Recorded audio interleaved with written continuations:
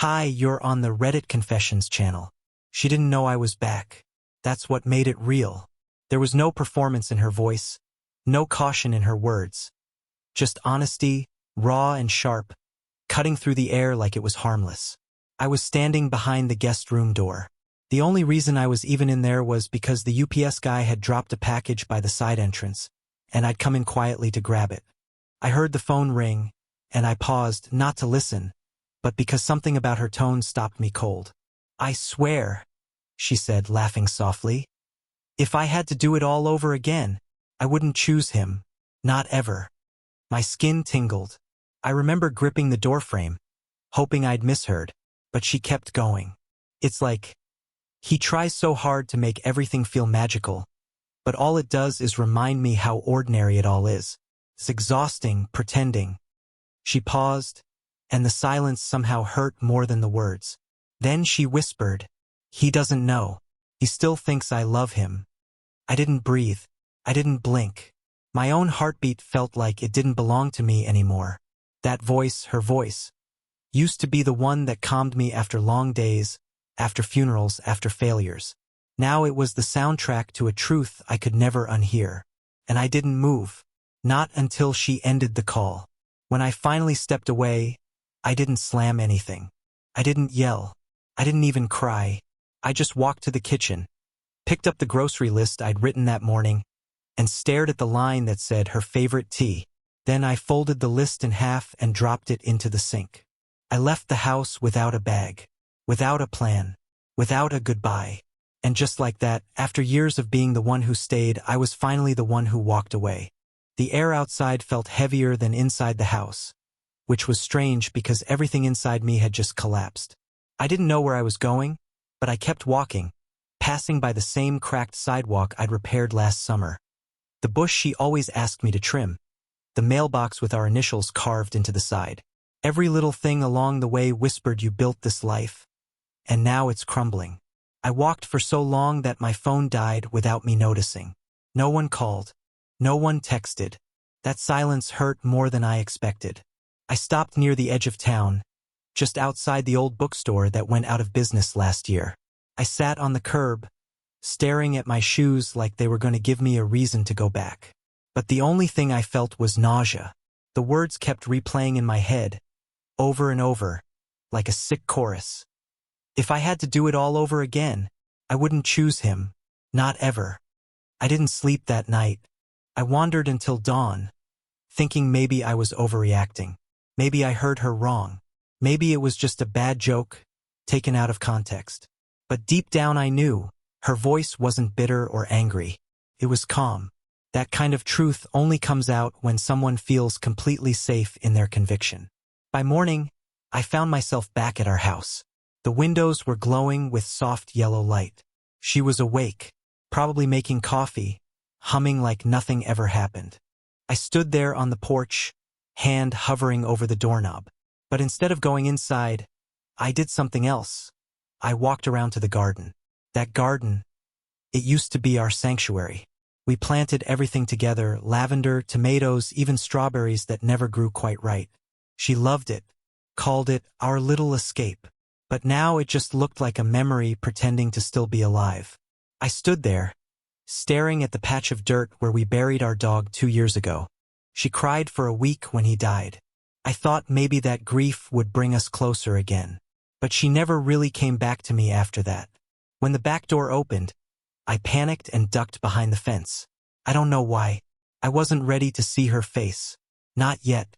I heard her voice again, softer this time, laughing on the phone. Maybe the same person as yesterday, or someone else. Either way, that laugh wasn't mine anymore. It hadn't been for a while. Eventually, I snuck back to the car. I sat there for hours, parked just down the street, gripping the steering wheel with hands that wouldn't stop trembling. I kept thinking, do I confront her? Ask who she was talking to? Demand an explanation? But another thought kept echoing louder. What would it change? She already made her choice. She just hadn't told me yet. So I did the unthinkable. I went back to the house while she was gone and started packing. Not everything, just enough. Just what mattered to me, My books, my old journals, a photo of my dad. I didn't leave a note. I didn't want to give her a moment to twist it, to make it about her pain, her confusion, her narrative. I left the ring on the kitchen counter, right next to the tea she loved so much. And then I walked out, locking the door behind me. Quietly, like a ghost that knew it had overstayed its welcome. I didn't have a plan. That's probably the dumbest part of all this. I just left. No hotel reservation, no friend to crash with, no idea where I was even going to sleep. I ended up in a roadside motel 30 minutes out of town. The kind with flickering signs and curtains that never fully close. The bed creaked like it hadn't been used in years, and the bathroom smelled like bleach and old regrets. But it was mine for now. It was quiet, and for the first time in years, I didn't have to pretend I was okay. I stared at the ceiling that first night, trying to remember when I stopped being a person and became a placeholder in someone else's life.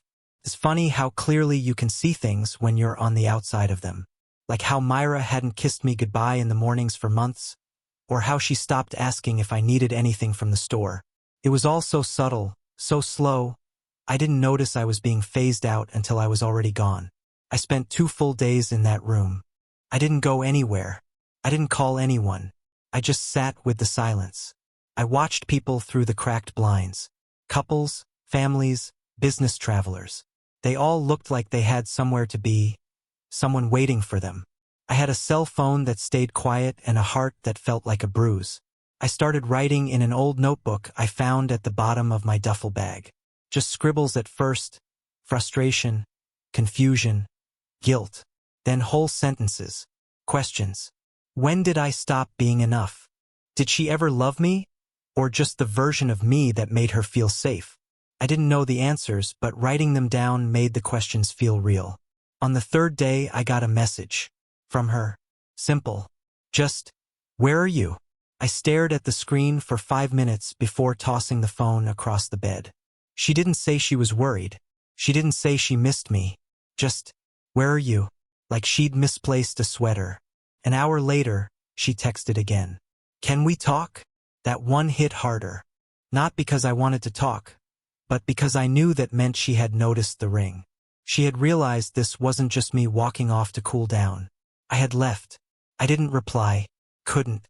My hands wouldn't move. My body was frozen, like some pathetic statue made out of indecision. Then, just as I was trying to breathe through it, another message buzzed through. But it wasn't from her. It was from a number I didn't recognize. And it said, "You don't know me, but I think we need to talk. It's about your wife." My stomach turned cold. I stared at the message, heart thudding in my ears. I didn't respond immediately. I waited, hoping maybe it was a mistake. But 5 minutes later, another text followed. "I'm sorry to tell you this through a message, but I didn't know she was married." That's when I knew. It wasn't just words behind a door anymore. It was something else. Something real. Something with a name, a face, and a phone number. I felt like the floor fell out from under me. She hadn't just stopped choosing me emotionally. She had replaced me. I waited an hour before calling the number. I told myself I needed time to think. But the truth was, I was terrified. Terrified of hearing something I couldn't unhear. Terrified that this faceless voice would confirm every suspicion I'd buried for years beneath excuses and loyalty. But in the end, curiosity always wins. Or maybe it's not curiosity. Maybe it's desperation. The kind that makes you reach for a burning stove just to feel something again. The call rang twice. Then a voice answered, hesitant and young. "Is this Emery?" He sounded unsure, like he half expected me not to pick up. I swallowed the knot in my throat and said yes. Then silence. A long one. The kind that only happens before a bomb drops. He let out a sigh. "My name's Carter. I've been seeing someone named Myra. I had no idea she was married until I found your number on her old tablet." She left it unlocked. For a moment I couldn't speak. My mind felt hollow, echoing with nothing but static. I wasn't even angry, just stunned. I'd suspected, sure, but to hear it said out loud so plainly by another man. It was like my marriage had been dissected by a stranger. Carter went on carefully. "We met about 6 months ago, through her job. She said she was in a complicated situation, that she was detaching from someone emotionally. But she never told me there was a husband. When I saw your name in her contacts, I confronted her.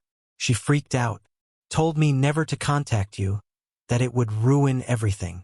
I couldn't sleep after that. His voice cracked a little, like he was ashamed. I almost felt sorry for him. Almost. How long has it been physical? I asked, already knowing the answer would hurt. He paused, then said, a few months.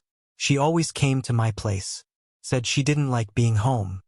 That part broke me more than anything. She didn't like being home. The home I built, the one I maintained, decorated, repaired, suddenly became just another prison for her to escape from. I asked him if he still saw her. He said no. That the moment he realized the truth, it made everything feel sick. She's not who I thought she was, he admitted. And honestly, I think she used both of us in different ways. After the call ended, I sat in the motel room with my back against the wall, feeling like a prop that had finally been retired. Everything made sense now. The distant glances, the way she flinched when I touched her shoulder, the mysterious work trips that didn't show up on her calendar. I had blamed myself for so long, for being too clingy, too emotional, too eager to please. But now I realized none of that would have mattered. She was already gone. Long before she said those words behind the door, she had been peeling herself away from me piece by piece. I looked around the room, peeling wallpaper, buzzing fluorescent light, a half-eaten sandwich from the night before. Was this what freedom looked like? It didn't feel like freedom. It felt like abandonment, only I was the one who had left. Later that evening, she called again. I didn't answer. She texted next, please, can we talk? I think you're misunderstanding everything. I stared at that sentence until the screen dimmed. She still thought this could be smoothed over, that there was room for a performance, some half-believable story to win me back. She didn't know I had spoken to him, that I'd heard the full picture. And even worse, she didn't know I had already stopped hoping she'd change. That night, I began writing something in my notebook, not for me, but for her. A letter, not to get her back, not to make her feel guilty. Just a truth she never expected me to say. She thought I was spineless. She was about to find out how wrong she was. I wasn't planning to go back. I meant it when I left. But something about that last message, it wasn't the words themselves, it was the tone. She still believed she could steer the narrative, rewrite the script, cast herself in a better light. And maybe once I would have let her. But not now. Not after hearing the truth fall from someone else's mouth. I didn't tell her I was coming. I didn't even pull into the driveway. I parked 2 streets over and walked the back path behind our fence, the one with the gate that always stuck unless you lifted it just right. I still remembered the trick. Of course I did. I built it. The house looked normal. Lights on. Curtains drawn. Calm. Suburban silence. But I wasn't there for closure or conversation. I just wanted my documents. A few things I'd left behind in my rush to disappear. Birth certificate, banking files, the external hard drive with years of my work portfolio. I didn't need her permission to retrieve what was mine. I let myself in with the spare key I doubted she remembered I still had. The air smelled the same, lavender and stale coffee. Her favorite mug sat in the sink, half full. There was a jacket I didn't recognize slung over the chair. It wasn't mine. I moved quickly, keeping my footsteps light. My file drawer was in the home office, tucked neatly under the desk I refinished last fall while she was on one of her so-called retreats. I opened it and grabbed what I needed. But when I stood up to leave, something caught my eye. An envelope, carelessly wedged between the printer and the wall. It wasn't sealed. And curiosity, that sick little part of me that hadn't been burned out yet, leaned in.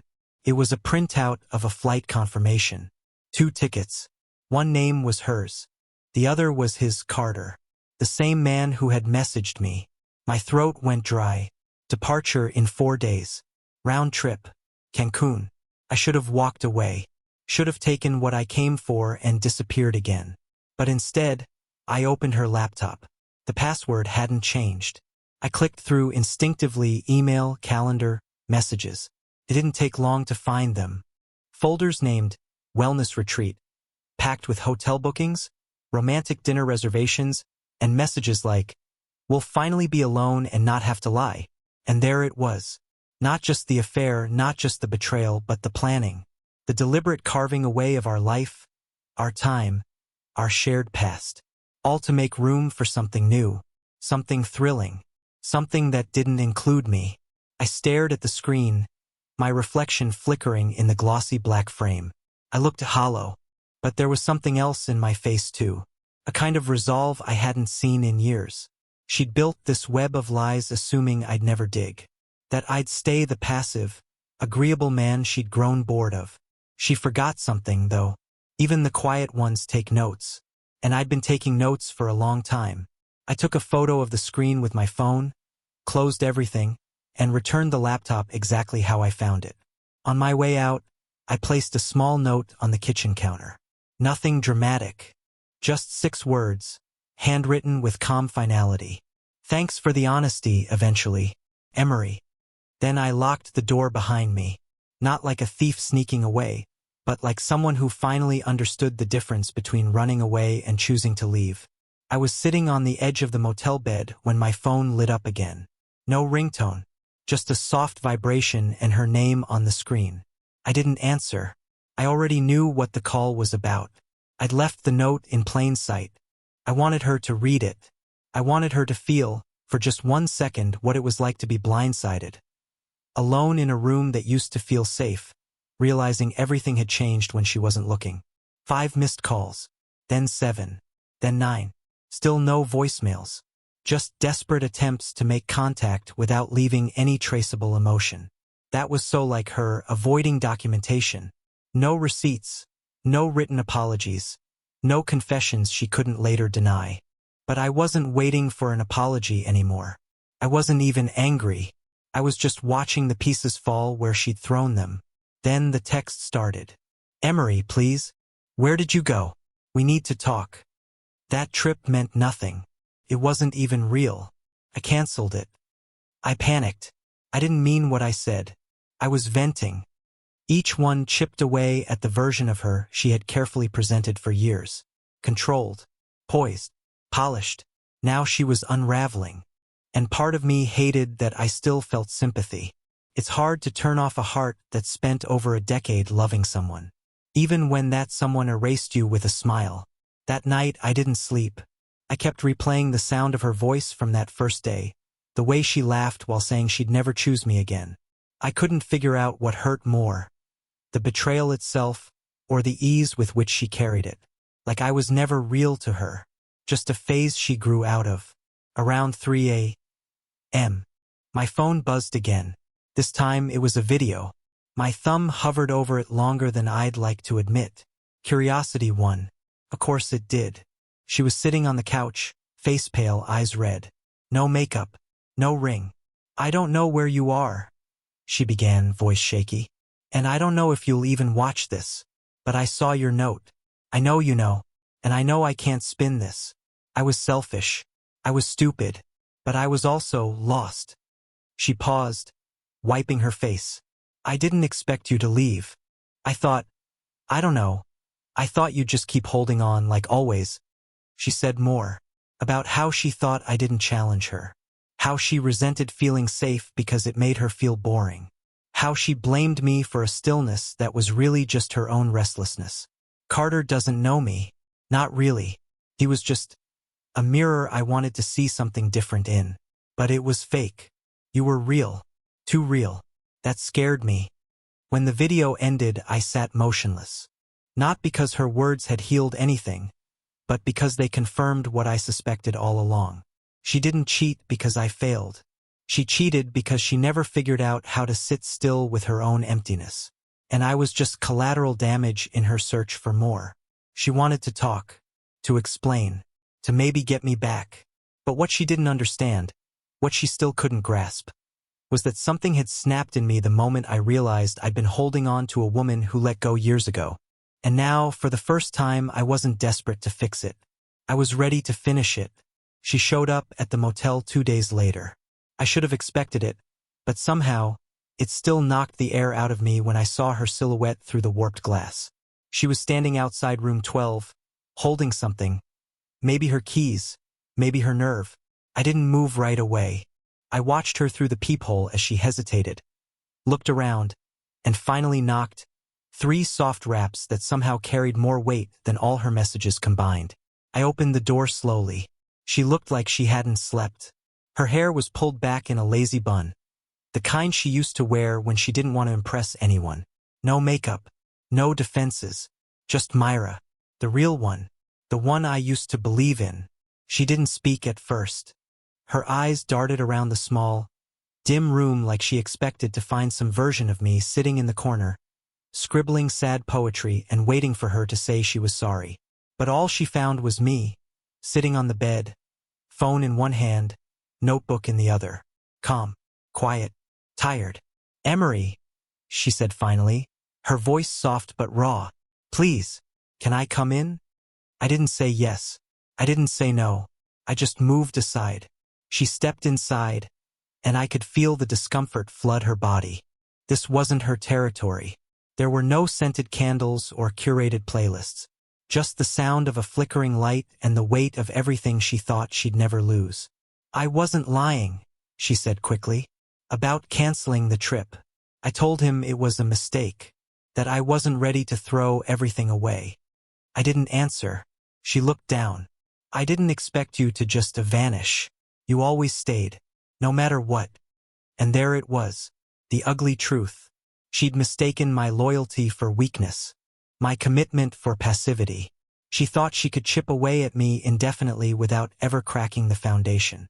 But she forgot that even the quiet ones have limits. And once those limits are crossed, the silence gets louder than any scream. "I wanted to be found," I said finally, "but not rescued, not guilt-tripped. I wanted you to fight for me before it was too late, not when your fantasy caved in on itself." She sat down across from me, careful not to touch anything, like she was afraid of contaminating the space. "I was stupid, selfish. I know that now." "You were deliberate," I corrected. "There's a difference." Her face twisted just slightly, like she hadn't prepared for that version of me. I think she expected tears, maybe a final plea. She didn't know I'd already done my grieving while staring at water stains on motel wallpaper. "I kept trying to make us work," she said, "even when I felt numb. I thought if I just shook things up, something would change." "It did," I said. "I left." She looked down at her hands. "I don't want to lose you." That sentence used to be enough. It used to break me, make me believe there was something still worth fixing. But now it just felt late. "I already left, Myra," I said quietly. "You just didn't notice." She opened her mouth like she wanted to argue, then stopped. Her eyes were glassy. She stood slowly and walked to the door. Her fingers rested on the handle, but she didn't turn it. She looked back at me one last time. "Will you ever come home?" And I replied, not with anger, not with venom, just truth. "I am home." She left without another word. And this time it was her who didn't look back. A week passed. No more knocks on the door. No more late-night texts or half-hearted apologies. Just silence, the kind that used to scare me, but now felt like peace. I had returned to something I hadn't felt in years. My own life. It was quieter, smaller, lonelier in some ways. But it was mine. I could breathe in it without asking permission. I started applying to jobs out of state. Updated my portfolio. Even called an old college friend I hadn't spoken to in over a decade. He offered me a couch and a fresh start in Portland. I don't know if I'll take it yet, but just knowing there's somewhere else to go. That was enough. Then, one morning, while sipping burnt motel coffee and watching the sunrise through a foggy window, my phone buzzed. Unknown number. No name. I almost ignored it until I read the message. "I know we don't know each other, but I wanted to thank you." She told me everything. It was from Carter. He said she came clean after I left. Told him about our marriage. About the lies. About Cancun. And for the first time in his life, he said, he walked away from someone before losing himself. "You helped me dodge a bullet," he wrote. And watching how you handled it made me realize what self-respect actually looks like. I sat there stunned. For so long, I felt like the weak one, the pushover, the man who loved too much, gave too often, forgave too quickly. But maybe, just maybe, that part of me wasn't weakness at all. Maybe it was strength that just needed the right ending. A few days later, I checked out of the motel. Not because I had a clear future planned, but because I was finally ready to live in uncertainty. I didn't leave bitter. I didn't carry revenge or anger with me, just the quiet knowledge that I had finally chosen myself. So no, I never got the apology I used to dream about, but I got something better, my own voice back. And that was enough. If this story meant something to you, let me ask, have you ever overheard the truth at the worst possible moment? How did it change you?